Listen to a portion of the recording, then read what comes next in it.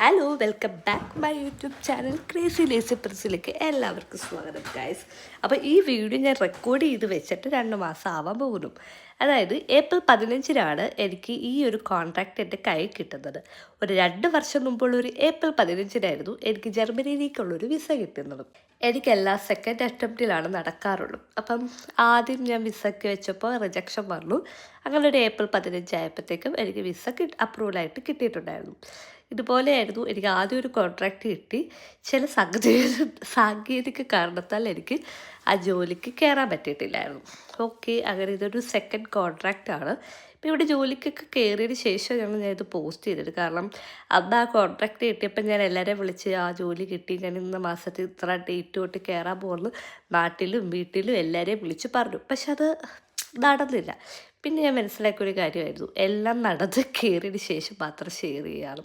അങ്ങനെ നമുക്ക് ഹെഡ് ഓഫീസിൽ നിന്ന് നമ്മുടെ കോൺട്രാക്റ്റ് കൈ കിട്ടിയതിന് ശേഷം നമ്മൾ പള്ളി വന്ന് പ്രാർത്ഥിച്ച് സൈൻ ചെയ്ത് അപ്പം തന്നെ നമ്മൾ അയച്ചു കൊടുക്കുകയാണ് ചെയ്തത്. എനിക്ക് 2 കോൺട്രാക്റ്റ് ഉണ്ടായിരുന്നു. ഒന്ന് നമ്മുടെ കയ്യിൽ വെക്കാനും ഒന്ന് അവർക്ക് തിരിച്ച് സൈൻ ചെയ്ത് അയച്ചു കൊടുക്കാനും.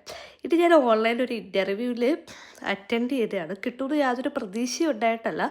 പക്ഷെ കിട്ടുമ്പോൾ നമുക്ക് എല്ലായിടത്തും ഒരുമിച്ച് കിട്ടും, പോകുമ്പം എല്ലായിടത്തും ഒരുമിച്ച് പോകും. അങ്ങനെയായിരുന്നു.